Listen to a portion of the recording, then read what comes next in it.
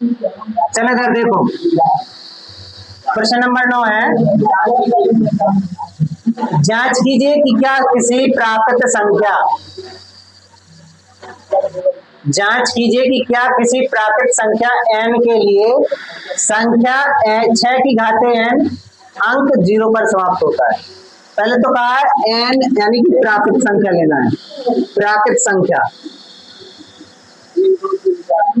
प्राकृत संख्या क्या है n। अब n की जगह 1 2 3 4 डॉट डॉट डॉट इनफाइनाइट कोई भी ले। ध्यान रखना n की जगह प्राकृतिक संख्या लेनी है, तो प्राकृतिक संख्या यही है ना, 0 नहीं ले सकते हैं। अब वो कह रहे हैं 6 की घाते n, तो सबसे पहले जब इसको दिखाना है कि इसके हम हल करने पर n की जगह या तो 1 रखें, 2 रखें, 3 रखें, 4 रखें, कुछ भी रखें और हमारा मान आखिरी में आखिरी अंक 0 आ सकता है या नहीं, ठीक है। तो पता है कौन सी स्थिति में आ सकता है, जब हम इस संख्या के गुणनखंड करें, 6 के गुणनखंड करोगे तो कितना आएगा, 2 गुणे 3 की घाते n लिख सकते हैं।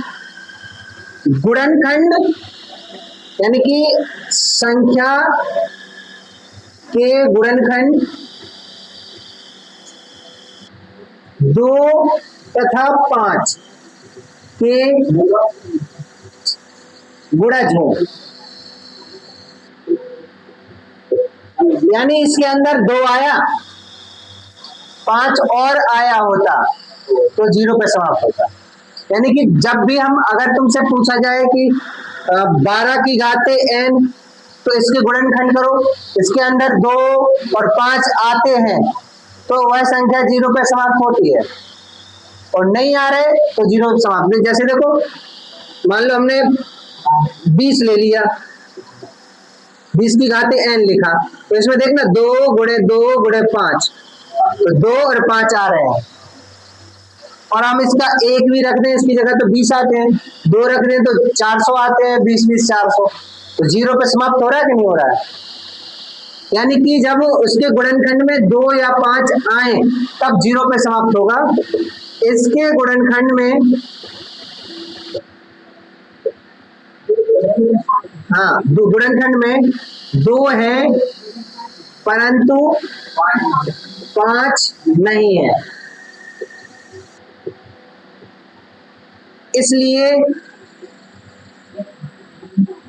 यह, हाँ, यह संख्या 0 पर समाप्त नहीं होगी,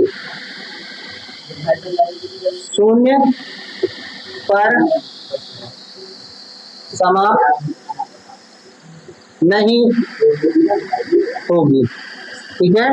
तो यह संख्या 0 पर समाप्त नहीं होगी। इधर देखो, प्रश्न नंबर 10 है, व्याख्या कीजिए, व्याख्या कीजिए कि 7 गुणे 11 गुणे 13 प्लस 13 और 7 गुणे 6 गुणे 5 गुणे 4 गुणे 3 गुणे 2 गुणे 1 प्लस 5 भाज्य संख्याएं क्यों हैं।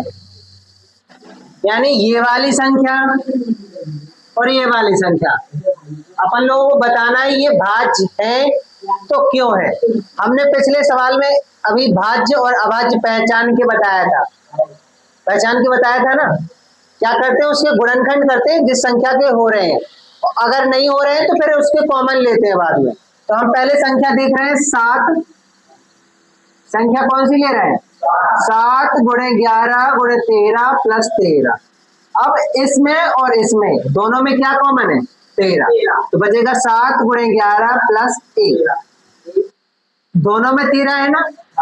जब हम लोगों को कॉमन संख्या मिल जाती है तो क्या होती है, भाज्य संख्या होती है।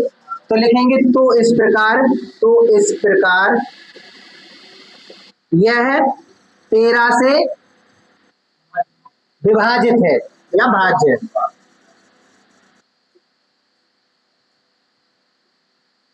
ठीक है, और संख्या 7 गुणे 11 गुणे 13 प्लस 13 1 भाज्य संख्या है।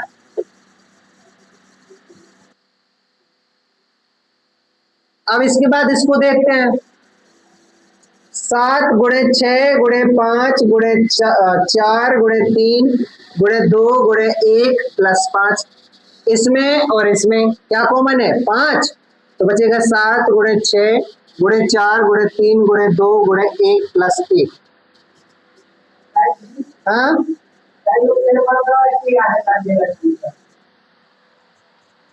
13 से कट जाएगी इसलिए पता है क्योंकि 13 कॉमन निकला है और माइनस निकला है दोनों संख्याओं में।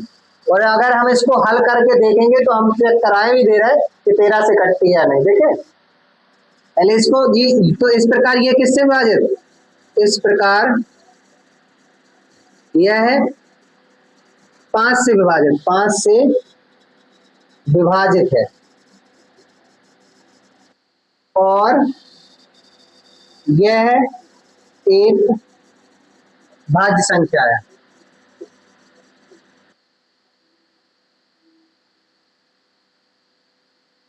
ठीक है, तो ये दोनों कैसी संख्याएं हैं? भाज्य हैं। समझाए? प्रश्न नंबर 11 है, किसी खेल के मैदान के चारों ओर एक वृत्ताकार पथ है। जो खेल का मैदान है, जो 4 वृत्ताकार मार्ग है, इस मैदान का चक्कर लगाने में सोनिया को 18 मिनट लगते हैं। सोनिया को कितना टाइम लगता है?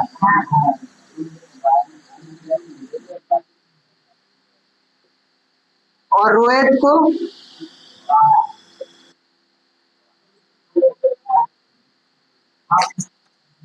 ठीक है, 18 मिनट में मान लो ये इधर से पूरा चक्कर लगा लेंगे और मान लो सोनिया भी होंगी तो इधर से 18 मिनट में पूरे चक्कर लगा लेंगे। वे दोनों एक ही स्थान पर एक ही समय में चलना प्रारंभ करते हैं। यहां से चलना प्रारंभ किया तो सोनिया यहीं पे है और रोहित भी यहीं पे। तो 12 मिनट में सोनिया तो रोहित तो 12 मिनट में ही आ जाएगा। ठीक है, लेकिन सोनिया 12 मिनट के आसपास यहाँ कहीं रहेंगी क्योंकि उसे तो लगता है 18 मिनट, तो एक साथ तो मिलेंगी नहीं 12-18। तो हमें ऐसी स्थिति में जब टाइमिंग हो और दो संख्याएं एक साथ मिलाने की कोशिश करनी हो तब हमें लासा निकालना पड़ता है। तो हम क्या करेंगे? 18 और 12 का लासा करेंगे। 2 से काटो सो आ जाएगा 9 और 2 से काटो 6, 2 से काटो सो ये 9 जो के तो ये 3 हो जाएंगे। 3 से काटो तो 3 3 9 और 3 एकम 3 से कट जाएगा। इसका मतलब जो संख्या आएंगी 2 गुणे 2 गुणे 3 गुणे 3, तो इसका जो लासा आएगा कितना आ जाएगा? 2 दूनी 4, 24, 36। तो ये 36 मिनट बाद दोबारा मिलेंगे। कितने मिनट बाद? 36 मिनट बाद दोबारा मिलेंगे। क्या हो रहा है लाइट को?